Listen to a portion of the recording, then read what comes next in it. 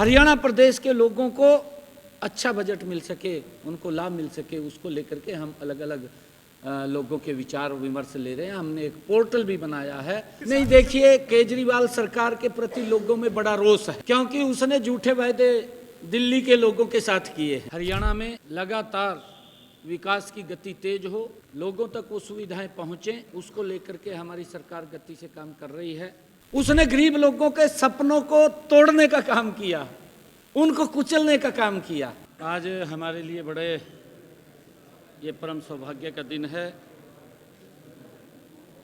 आज देश के यशस्वी प्रधानमंत्री नरेंद्र मोदी जी ने बेटी बचाओ बेटी पढ़ाओ के 10 वर्ष पूरे हुए हैं। उसके लिए उन्होंने ट्वीट भी किया है। हमारे लिए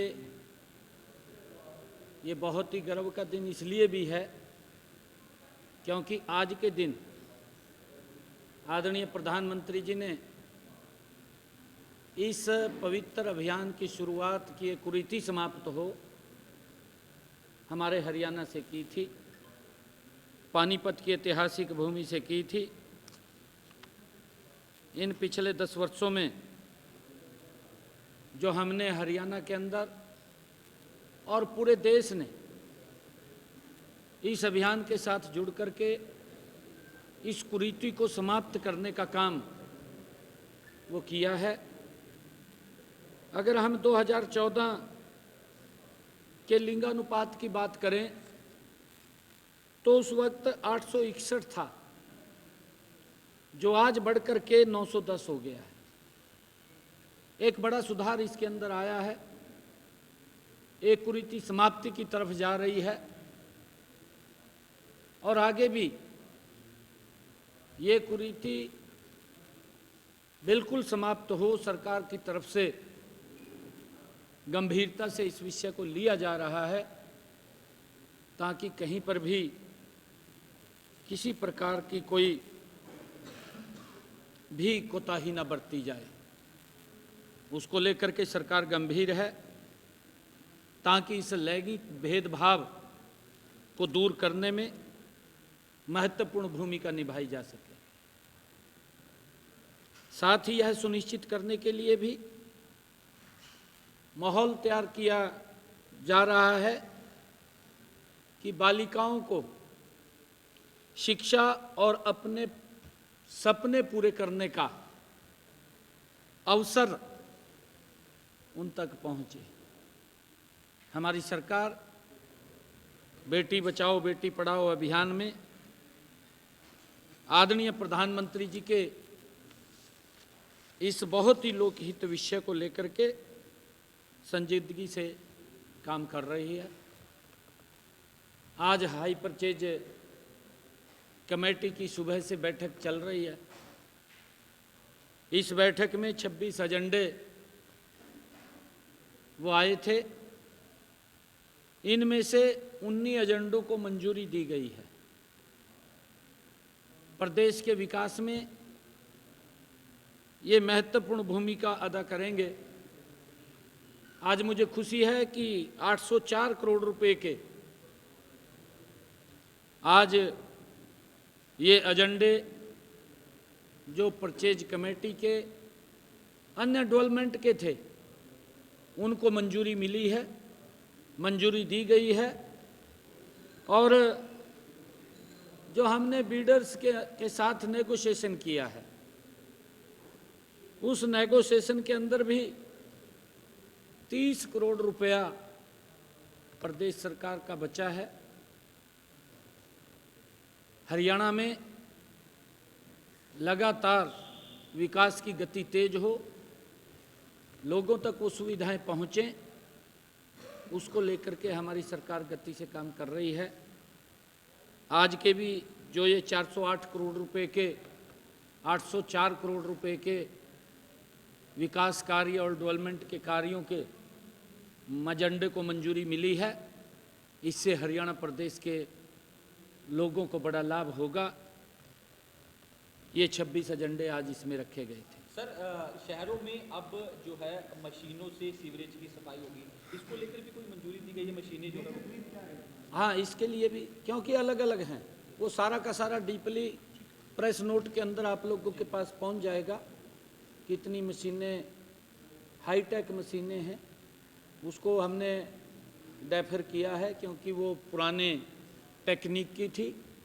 आज नई टेक्निक वो आ गई है। हमने कहा है कि जल्दी अगली बैठक के अंदर उस हाई टेक्निक के साथ वो एजेंडे के अंदर आए ताकि सीवरेज की सफाई हो। उसके अंदर मशीन के द्वारा उसको किया जाए और जो हमारे सीवरेज के अंदर काम करने वाले लोग हैं उनको उस समस्या से न जूझना पड़े। नहीं, देखिए, कोई ढिलाई नहीं है। हमने सरकार को अभी पिछले दिनों अधिकारियों को ये दिशा निर्देश भी दिए हैं कि इसको लेकर के हमने गंभीरता से और उसी संजीदगी से काम करना है ताकि इस कुरीति को हम जड़ से समाप्त कर सके। इसके अंदर सामाजिक लोगों का भी हमने पिछले दिनों ये भी कहा था कि हमारी जो सरपंच बहनें हैं वो अपने अपने गांव में बेटी बचाओ बेटी पढ़ाई को लेकर के एक एम्बेसडर के रूप में काम करें ताकि इस कुरीति को जड़ से समाप्त किया जा सके। हमने पिछले दिनों अधिकारियों की बैठक के अंदर ये बात कही थी और गंभीरता से इसके ऊपर काम कर रहे हैं। चुनाव में प्रचार करने जा रहे हैं आप और एक आपका वीडियो वायरल हो रहा है, झाड़ू खड़ा करके आपने कहा कि झाड़ू नीचे से वो अगर खड़ा हो जाए तो क्या काम करता है, क्या लग रहा है दिल्ली चुनाव को लेकर? नहीं, देखिए, केजरीवाल सरकार के प्रति लोगों में बड़ा रोष है क्योंकि उसने झूठे वायदे दिल्ली के लोगों के साथ किए हैं। वहां की अगर स्थिति देखें, पिछले 10 वर्षों में जो व्यक्ति पेरिस बनाने की बात दिल्ली को करता था उस व्यक्ति ने उसकी हालत बड़ी खराब कर दी। वो पेरिस तो नहीं बना पाया दिल्ली को, अपने घर को जरूर पेरिस बना लिया, अपने घर के अंदर सुख सुविधाएं खड़ी कर दी। लोग उसकी तरफ देख रहे हैं कि हम जो इसने कहा था कि वो सुख सुविधाएं शायद देंगे। मैंने ये नहीं कहा था, मैंने कहा था कि झाड़ू लेकर के, झाड़ू तो सफाई का काम करता है। मैं बात कर रहा था लोगों से, कल बहुत बड़ा कार्यक्रम था और मैंने कहा था कि झाड़ू का काम होता है सफाई करना, परंतु उस झाड़ू ने तो दिल्ली में गंद को फैलाया है, गंद फैला दिया है। क्योंकि एक ही झाड़ू होता है, सफाई भी कर देता है, गंद भी फैला देता है। और मैंने उनको ये बात कही थी कि अगर यही झाड़ू है जो सफाई करता है और इस झाड़ू को ऊपर उठा ले तो क्या होता है? तो वहीं के लोग बोले कहा भूत उतर जा। मैं कहा फिर तार दो ना भूत। मैं कहा भूत उतर जा। मैं कहा तार दो फिर भूत है। मैं आप लोगों से बात करूंगा ना 100 दिन पे, बिल्कुल सभी को मैं चाय भी पिलाऊंगा और आप लोगों से बात भी करूंगा। अगर चाय ना पीनी हो तो भी सुन लो फिर। नहीं, देखिए, ये जो आपने बात क्वेश्चन किया है, केजरीवाल का भ्रष्टाचार के अंदर बाल बाल फंसा हुआ है। अगर उसने एक कदम भी रखा है वहां भी भ्रष्टाचार हुआ है। उसने गरीब लोगों के सपनों को तोड़ने का काम किया, उनको कुचलने का काम किया। मैं तो ये मानता हूं कि केजरीवाल ने अपने सपने तो पूरे कर लिए हैं, परंतु जिन लोगों को सपने दिखाए थे उन लोगों के सपने चकनाचूर किए हैं। ये दुर्भाग्यपूर्ण है और लोगों के अंदर यही बड़ा रोष है, दिल्ली की जनता में रोष है। और वो रोष के अंदर 5 तारीख को जब 8 को रिजल्ट आएगा, मुझे नहीं लगता इसकी कोई सीट आएगी। इसको तो मदरसे में दाखिल करवाएंगे शायद दिल्ली के लोग। से मिल रहे हैं युवाओं से, महिलाओं से, बजट को लेकर उनसे बातचीत कर रहे हैं, लोगों से, युवाओं से, महिलाओं से, किसानों से। तो क्या कुछ फीडबैक आपको मिला? क्या कुछ बजट की रूपरेखा रहने वाले लोगों कहाँ पे? बजट को लेकर जो बजट मीटिंग? नहीं, देखिए, ये प्री बजट को लेकर के हमारी अलग अलग वर्गों में बात हो रही है। हमने जो स्टार्टअप के हमारे युवा साथी से उनसे भी बात किया, स्टार्टअप के अंदर जो मुद्रा से या जिन्होंने अपने कोई काम खड़ा किया है ऐसे सब युवाओं से भी बात किया। उनके अच्छे सुझाव हमारे पास आए हैं जिससे कि और युवाओं को उसका लाभ मिल सके और युवा उस उनकी जो तकनीक है उसका लाभ उठा सकें। हमने हर वर्ग से हमने जो महिला उद्यमी थी, यह महिला किसान थी, यह महिला प्रतिनिधि थी, ऐसी महिलाओं से भी हमने बात किया है। हमारी सेल्फ हेल्प ग्रुप की बहनें थी, हमारी ड्रोन दीदी थी, उन सब से हमने बात किया है, उनके सुझाव लिए हैं। लखपति दीदी थी, उन सब के सुझाव लिए हैं, ताकि इस बजट के अंदर हर वर्ग के अच्छे सुझाव लेकर के हरियाणा प्रदेश के लोगों को अच्छा बजट मिल सके, उनको लाभ मिल सके, उसको लेकर के हम अलग अलग लोगों के विचार विमर्श ले रहे हैं। हमने एक पोर्टल भी बनाया है और पोर्टल के ऊपर कहा है कि अगर कोई हरियाणा प्रदेश का व्यक्ति अच्छा सुझाव दे सके तो उसके ऊपर जरूर अपना कमेंट लिख करके दे दीजिए, हम उसको बजट के अंदर सम्मानित करने का पूरा प्रयास करेंगे जो अच्छे सुझाव हों। सर कांग्रेस ने स्टार प्रचारकों की सूची जारी की है दिल्ली में। भूपेंद्र सिंह हुड्डा से किनारा कर लिया है कांग्रेस ने अब दिल्ली के अंदर, तो किस तरीके से देखते हैं? पहले जो है उनको हिमाचल की जिम्मेदारी दी गई थी, अब कांग्रेस ने उनसे जो है वो किनारा कर लिया, किस तरीके से दिल्ली में खास उतारने रखा? देख, मेरी जानकारी में तो है नहीं है, वैसे तो ये कांग्रेस का अपना विषय है, पर उन्होंने ये सोच लिया होगा भी हुड्डा साहब बुजुर्ग हो गए हैं ये मुझे तो इसके बारे में मालूम नहीं है, क्यों नहीं रखा क्यों नहीं, ये तो अंदर की बात है, राहुल गांधी को पता होगी।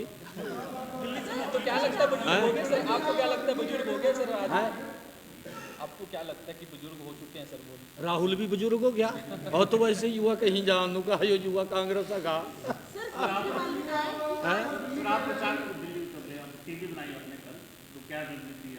क्या नहीं, हमारे हरियाणा के प्रमुख कार्यकर्ता दिल्ली में लगे हुए हैं। 32 सीटें हमारे हरियाणा के अंदर हरियाणा के कार्यकर्ताओं को दी गई हैं, हमारी जिम्मेवारी है। हमने दिल्ली के लोगों से आह्वान भी किया है कि भाई इससे पंडा छटवाओ, ये आम आदमी नहीं है, आपदा है, ये आप नहीं है, ये आपदा है। और आपदा के कारण लोग इस बात की चर्चा करते हैं। जब मैं जाता हूं, कहा जी हमने तो कहा ये समझ करके वोट दिया था, कहा यो पोल के ऊपर चढ़ गया था, तार काट दी, कहा भाई भाई तो बड़ा ईमानदार आदमी है, कहा अब इसको जतवा दिया, कहा हमने तो पता लगा, कहा तुम्हारे घर हम अभी लाएंगे, कहा और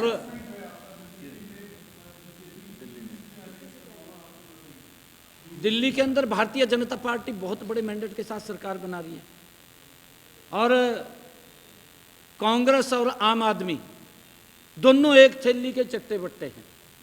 देखिए, आम आदमी दिल्ली को गाली देता था, मंचों पे खड़ा होकर के बोलता था केजरीवाल, और आज क्या स्थिति है? एक दूसरे को गाली देता था, अब गले मिल गया। हमारे हरियाणा में तो कुश्ती भी लड़ी या नहीं लड़ी? दोनों ने मिलकर लड़ ली। और ये दिल्ली में भी सुबगाहट हो रही है। चंडीगढ़ में भी लड़ रहे हैं कांग्रेस के साथ। हाँ, ये देखिए, दोनों भ्रष्टाचार की दलदल में फंसे हुए हैं। इनका हेतु लोगों को जीवन को सरल करना या उनकी व्यवस्था को ठीक करना नहीं है। इनका तो मतलब ये है, कहा जी मौका मिल गया और अन्ना जा इनू भी साइड में बैठा दो, कहा और दोनों हाथ से चिपट गए हैं। जिस तरह कांग्रेस चिपटा थी इस तरह नहीं चिपट गए, दोनों हाथ से चिपट गए, दोनों हाथ से। क्या मेरी बात तो सुनो, दोनों हाथ से चिपट गए और ये हालत खराब कर दी दिल्ली की कि आज पीने का पानी नहीं है, आज गंगा स्वच्छ, यमुना स्वच्छ नहीं है। जो व्यक्ति ये बात बोलता था, कसम खाई थी यमुना माता की, यमुना माता की कसम खाई थी, कहा मैं 5 साल में स्वच्छ करूंगा। मैंने दिल्ली के लोगों को पूछा है, मैं कहा भाई आपके यहाँ कितने साल के लिए वोट देते हैं एक व्यक्ति को?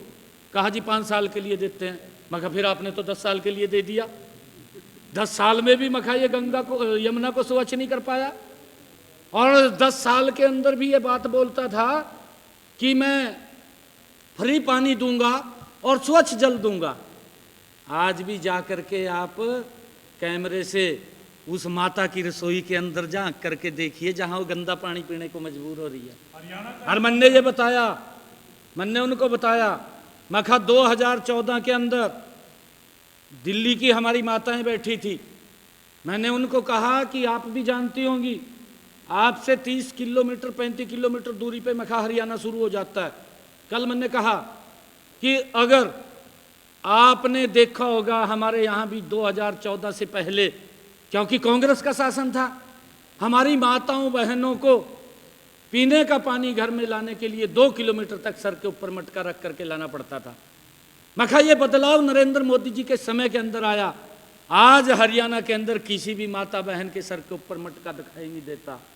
स्वच्छ जल उसकी रसोई के अंदर पहुंचाने का काम ये पिछले 10 वर्षों में हमारी डबल इंजन की सरकार नरेंद्र मोदी जी के नेतृत्व में हमने दिया है। और मैंने कहा है, दिल्ली के लोगों से कहा है, आप चिंता मत करिए। हमने वहाँ के अधिकारियों को, मैं मंच के ऊपर खड़ा था, उनको भी सचेत किया कि 8 तारीख के बाद भारतीय जनता पार्टी की सरकार बनेगी और मेरी माता की रसोई के अंदर दिल्ली में स्वच्छ पानी पहुँचेगा। ये हमारी सरकार की जिम्मेवारी है। अरे यार, उसके पास मैनेजमेंट नहीं है। मैनेजमेंट उसका अपने घर का है। पानी तो बहुत है परंतु उसने काम नहीं किया। पानी बहुत है परंतु उसकी मैनेजमेंट नहीं है, उसका वितरण ठीक नहीं है। जब उसके पास नीति या योजना नहीं है, वो तो खड़े होकर कह दे यार, कहा जी मैं ये भी फ्री दूंगा, वो भी फ्री दूंगा, लॉलीपॉप देता है।